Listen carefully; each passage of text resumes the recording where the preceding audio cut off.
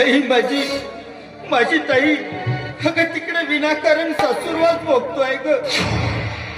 बघ तू सांग आई, या दोन बहीण भावाचा जन्म अबाधी आहे का ग? अबाधी आहे का? आई एवढ्या मोठ्या घराण्यात जन्माला घातलीस ग, पण काही एक अर्थ नाही गाई. कारण बाबा एक माणूस सुद्धा ठेवत नाही आणि शेतीची सगळी कामे मलाच करावी लागतोय ग. आणि तुझ्या अमरच्या नशिबी काय आहे माहित आहे? अगं शिडे आणलंय ग, शिडे आणलंय, घरच्या भाकरी आहे ग. बेटा बाबा काय रडायचं? रडी नाही तर काय करू? अहो तुम्ही सांगा ना, एवढा दिवस रात्र त्या शेतीमध्ये राब राब कष्ट करतोय, पण तुमच्या या अमरच्या नशिबी काय आहे हो? शिड्या अन्न भाकरी. नाही बेटा नाही, असं रडायचं नाही. अरे गेलेली आई पुन्हा येणार आहे का? त्या आईची पुन्हा आठवण करून तुझ्या रडत असतील ना, ते मला फार दुःख होतो आहे रे. नाही रडायचं बेटा, नाही रडायचं. तुझा बाप जिवंत असेपर्यंत तुला कसल्याही प्रकारचा, तुला कोणत्याही प्रकारचा मी बोजा येऊ देणार नाही.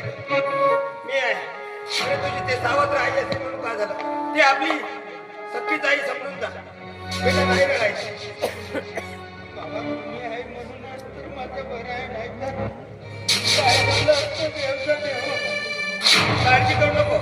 रडने को तुम्हारा मेरे दुख बाटे तुम्हारा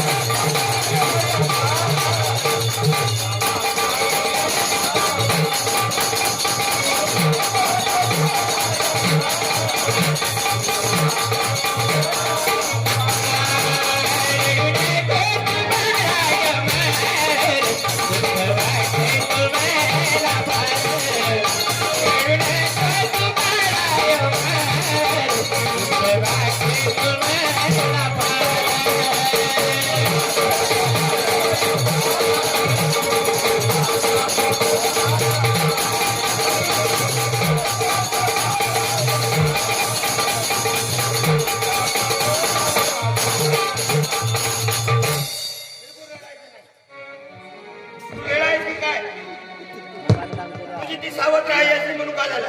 मी आहे ना बाप तुझा, अजूनपर्यंत जिवंत आहे. काळजी करू नको.